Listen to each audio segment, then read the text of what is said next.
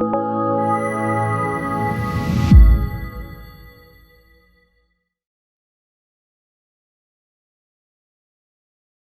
I'm Jacob Hornberger, president of the Future of Freedom Foundation, and this is this week's Libertarian Angle, the show that brings you all the principled, uncompromising case for the libertarian philosophy.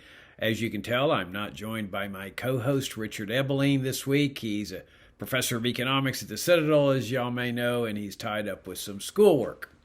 So you get a solo performance from me this week. And I thought I would take this opportunity to share with you an experience I had many years ago, around 1999, when I took a trip to Cuba. Now, as you no doubt know, it's illegal to spend money in Cuba. It's not illegal to travel there because U.S. officials want to make it clear that they believe in the fundamental God-given right of freedom of travel. So what they do is they make it illegal to spend money in Cuba. What a charade and what a sham. But if an American goes to Cuba and spends money there and is caught by U.S. officials, he is facing a felony indictment and prosecution, conviction, and most likely a jail sentence. And there have been Americans that have been prosecuted for committing this heinous crime of spending money in Cuba without governmental permission. You see, it's not just a crime. It's not a crime just to spend money there. It's a crime not to spend money there without the permission of U.S. officials. If you get their permission, then it's not a crime anymore. Which is sort of ironic because they oppose Cuba. They've had this embargo on Cuba for decades, since the 1960s. And the reasoning is that they just oppose this socialist system that the communists have there in Cuba. And ironically, to oppose a socialist system, which of course entails government control over people's money and property, that's what socialism really is. They retaliate by doing the same thing, by taking control over how Americans are able to spend their money, and they go after them if they spend their money in inappropriate ways. So it's sort of like fighting socialism with socialism. My position has always been that you fight socialism and communism with freedom and free markets, not by adopting socialism and communism here at home. But I wanted to visit Cuba. The Soviet Union had dismantled, and this was a socialist country, a genuine socialist country that was here in this part of the world. And I wanted to see what a socialist system was. I was a libertarian by this time. FFF had been in existence some 9 or 10 years. And we of course published countless articles against socialism and in favor of freedom and free markets. And so I wanted to see, though, what a socialist system looked like firsthand instead of just reading about socialism. So what I did was I put an application into the U.S. Treasury Department to travel to Cuba and spend money there. And I explained to them that I was the president of an educational foundation that promotes freedom and free markets, and I wanted to go to Cuba to study socialism and write a series of articles when I got back that analyzed the socialist system there. Well, they granted the request. So I got a license. That's what they call it. They give you a license to spend money in Cuba. Well, then I still had another challenge, though. I needed to get permission of the Cuban authorities. Now, it was very easy at that time to get a tourist visa. That would have been no problem at all. But I didn't want a tourist visa because I wanted to interview people. I wanted to be walking down the streets of Havana and talk to people and get their insights on their system, as well as on the U.S. embargo against their system. And I didn't want there to be any questions about what I was doing. If I go in as a tourist, I could imagine some Cuban official coming up to me, some cop or intelligence officer or whatever, military officer coming up and saying, "How come you're talking to all these people?" So I went and made an appointment at the Cuban interest section. Now, it's not an embassy because there's no formal diplomatic relations between the two nations, which is ridiculous. But they have what they call an interest section, which is the same thing as an embassy. And so I made an appointment and met with the person there that handles visas. And Very nice guy, very friendly. We got along really well. And I explained to him what I wanted to go to Cuba.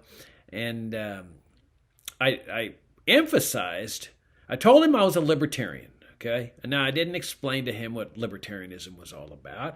I didn't tell him that I had written a bunch of articles critical of socialism as a libertarian. I figured, well, that's his business to decide whether to go look up what libertarianism stands for and what libertarians have written and so forth.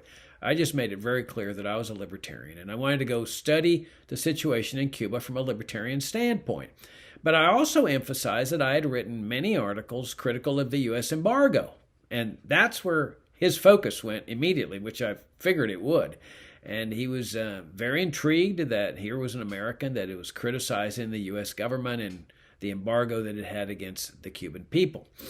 So he said, well, you can get a tourist visa, no problem. I said, I don't want the tourist visa. I want the journalist visa. He said, okay. So he issued me the tourist visa. The journalist visa, which entitled me to talk to people on the streets. I asked him, I said, am I free under this license to talk to people on the streets and interview them? And his answer was kind of funny. He says, you're going to find that Cuba is freer than people are here in the United States. You can talk to anyone. Yeah, right. But at least I had the tourist visa. And then he was kind enough to set up a bunch of interviews for me at the University of Havana, dealing with different departments there or organizations there. And so he had an itinerary there for me. So I flew into Cuba on a special flight that flew out of Miami, and it landed in Havana. I spent about, a week, maybe a little bit longer there. And during the time I was there, I would walk the streets and interview people, talk to people. I was able to speak Spanish, not totally 100%, but enough to get by, and converse with people. And the consensus I got from people on the street was that, they really hate the socialist system. They know that it's just been a disaster. But they also deeply admired the Castro regime for standing up against the United States and breaking the control that the U.S. government had on Cuba ever since the Spanish-American War. Americans, a lot of Americans don't realize the horror of what the U.S. government did. It came to ostensibly it came to the assistance of the Cubans and the Filipinos and other colonies of the Spanish Empire in 1898 and helped them defeat the Spanish Empire. But as soon as the victory was won, the U.S. said, guess what? We're now stepping in the shoes of the Spanish Empire. We now control you. You are now our colonies. And the Filipinos fought fiercely against this. The U.S. forces massacred, tens of thousands, hundreds of thousands of Filipinos. I'm not really sure of the number, but it was horrendous, and tortured them whenever they captivated them for committing this heinous offense of resisting a U.S. imperial domination and control. In Cuba, they didn't resist violently, but the U.S. Imposed its will on them. It forced a provision in the Constitution that said the U.S. Wields the authority to intervene in Cuba whenever it wants. That's how the U.S. got Guantanamo Bay, which has now been converted into this torture and prison center there in Cuba.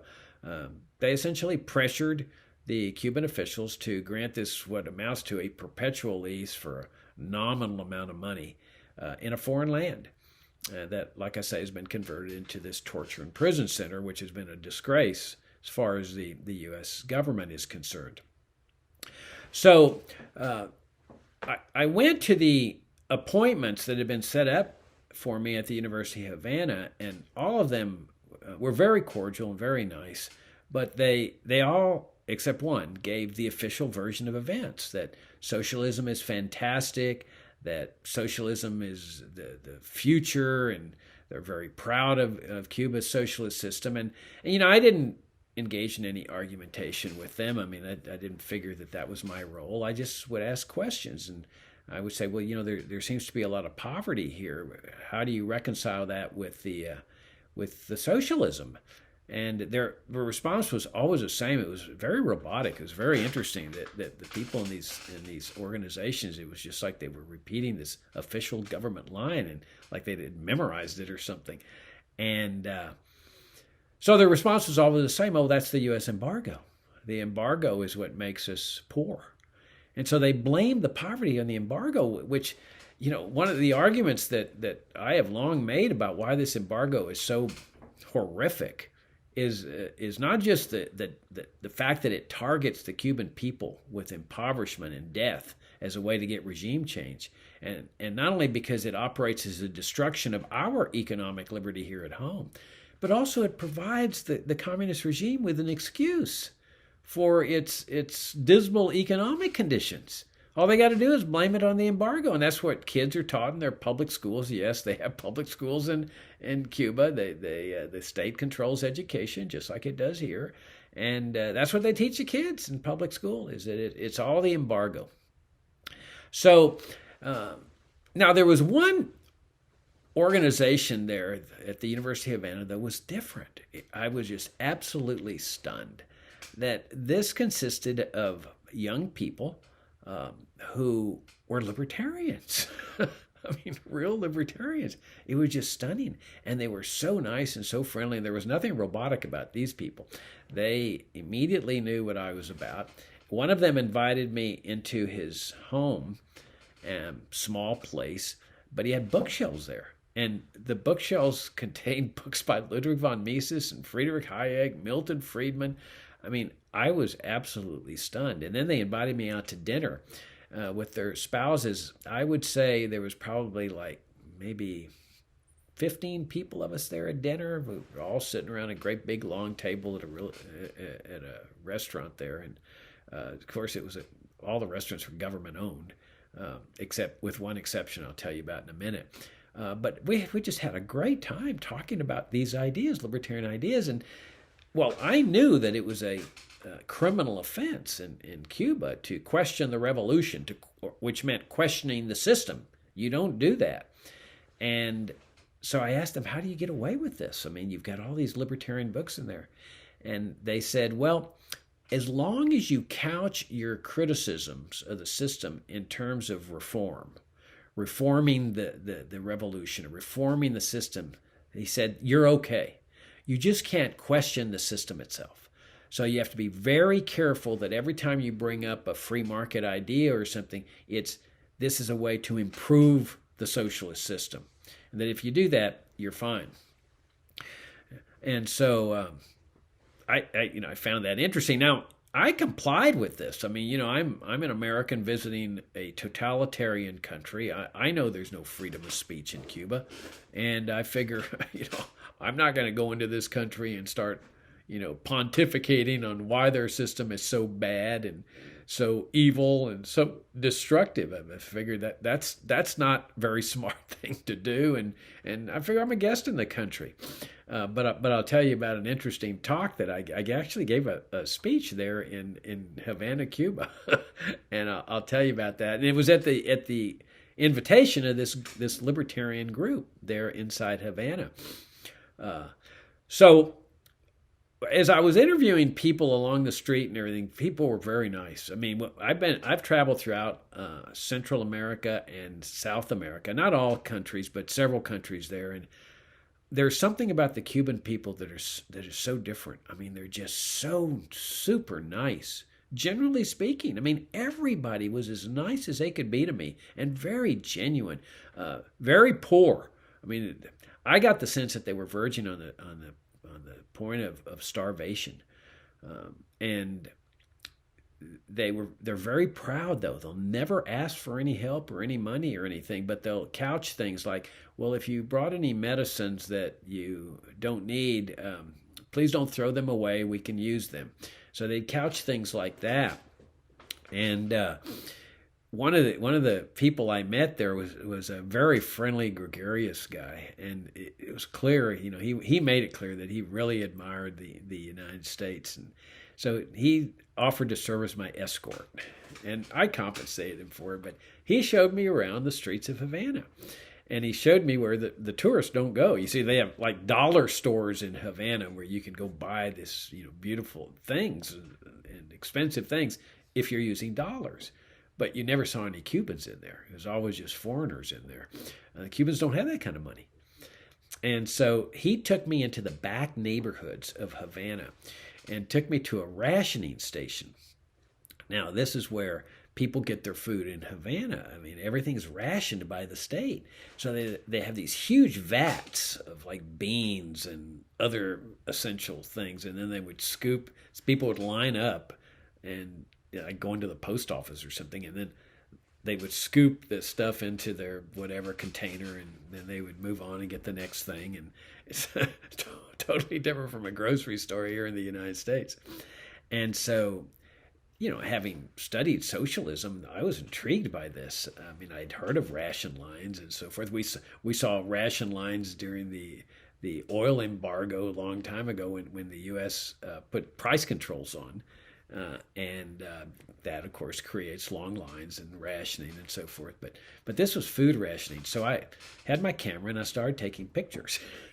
And the official behind the desk there running this ration station says, "Hey," he says to my guy that was escorting me around, he says, "He can't take pictures here." My escort says, "Why not, comrade? We the people own this, don't we?" So there was a lot of cynicism about the socialist system, and I would ask people, quietly, as I'm interviewing them on the street, and inevitably people would look around and make sure nobody was listening to the answer. But I would ask them, what do you think about the state owning everything? And the sentiment was pretty unanimous. Not in those think tanks at the University of Havana, but out on the street, the regular people. I mean, one guy expressed really the common sentiment. He goes, "Mierda," which means SHIT. And so, but again, everybody was very nice. I remember taking a taxi, and I asked the taxi driver, I said, "Why is everybody so nice to me when they know what my government has done with this embargo?" And his answer was very revealing. He says, "What responsibility do you have for what your government does?" Well, that's an interesting question. What responsibility do citizens have for what their government does? But certainly the Cuban people did not hold it against me as to what the government was doing. Another guy, young guy, I would put him about, 19 years old or so. He came up to me and said, "Sir, I want to talk to you. You're from the United States, right?" "Yes." And so he takes me around to a little cubby hole, or a door, around a door or something, so that he wanted to be certain that nobody could listen to what he said. But he said to me, "Sir, I want you to know that I admire the United States so much." He says, I just can't tell you how much I admire your country. You have freedom of speech, and you have freedom of religion, and you have all these freedoms." And he says, "My biggest dream in life is to go visit New York City and lay my eyes on the Statue of Liberty." I thought, wow, that was quite moving. And of course, I didn't have the heart to tell him that the Statue of Liberty has been sort of an embarrassment because most Americans, or at least many Americans, don't believe in it anymore. They don't believe in the inscription on the Statue of Liberty about "Bring us your poor, tired, huddled masses yearning to breathe free." They would never accept this guy. He's like penniless. And so that's the shame of it. But I didn't disillusion this guy. I said, "Well, that's really nice, and I really hope you get to fulfill your dream one of these days." And I told him, I said, "I'm a libertarian, and I'm fighting for open borders where people are free to cross borders and in search of a better life, or just to visit and so forth." And so he was impressed by that. Well, one day I decided to go visit another town besides Havana, and that little town was called Trinidad. And it was a long trip because the Cuban roads are not the best in the world, as you can imagine. And so I decided to take a taxi, and it just took forever. It took about, 6 or 7 hours to get to Trinidad.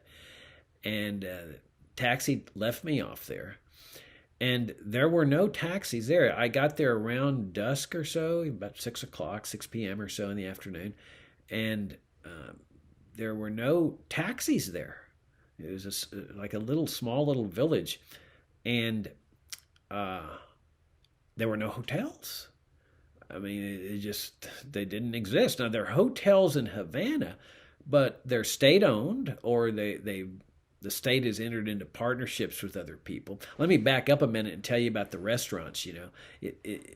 As I indicated earlier, the restaurants are state owned, and the food is horrendous, as you can imagine. I mean, like I said earlier, it's like the post office.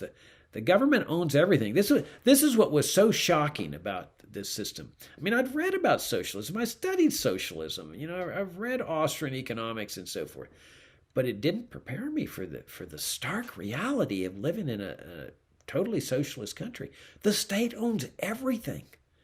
I mean, there was some minor exceptions, but like I went to a book fair that was just out in the street, and these were just people selling books that were making a profit on the sale of books. It was a government-approved fair, but it was out in the street, but people could sell their books and make money off them. But walking down the streets of Havana and looking inside like a drugstore, I mean, it was dark and gray, and half the shelves, if not more, were just bare. And I asked one of these young guys, the one libertarian, I said, "Do you ever get scared?" I mean, remember now, the state owns everything. The state is the sole employer. Everybody works for the government. Imagine that. Imagine every employee in the country, virtually, with maybe a 0.5% exception or 1% exception, works for the government. And you're a government employee. Your paycheck comes from the government. And so I asked one of these young libertarians, I said, "Well, do you ever get scared that the government's going to fire you? I mean, if you're fired, you don't live." And I'd read that, and I think it was Ludwig von Mises said that he who does not obey orders in a socialist system dies of starvation, something like that. And I said, "So do people get scared of losing their jobs?" And he says, "No." He says they're really not that brutal. He says they would never do something like that, at least not in Cuba. I mean, the Latin America flavor of communism and socialism seems to have a softer bent than the Soviet Union version or the Red China version or the North Korea version. And he said they would never do that. He says, but what they do, if somebody gets out of line, like let's say a young guy, they just transfer him to the other side of the island. And so if he's got a girlfriend over here, they don't transfer her. And he says that's the hammer they have over young people, is the ability to transfer people and separate them from their romantic interests. Well, there was an exception to this restaurant rule, and it had recently started just before I'd gotten there, and they were called paladares. And what they were was private restaurants in people's homes, that people were now free to open up their dining rooms and serve food to people who were willing to pay. And I would eat at those, try to eat those as much as I could, because the food was delicious in those places. And it was kind of a homey atmosphere, because you'd be walking into the person's home. It was kind of interesting. It was like a restaurant. They would, you'd knock on the door and they'd let you in, and then they would greet you and escort you over to the dining room, because, you're a paying guest. It's like a restaurant. And they would serve you, and like I say, the food was fantastic there. So that was kind of an interesting experience. And then, so back to Trinidad, though. So I get to Trinidad. There's no hotels, and there's no taxis to get back home. So what you do is you try to find a room in somebody's house. And so I went to one house, and I said, "Do you have a room?" And they said yes, and they gave me the quote, and I said okay. And they said, "We need your passport." My passport? Yeah, nobody can come in and to our houses without a passport. You can't stay here without identification. In other words, your papers. You have to show your papers.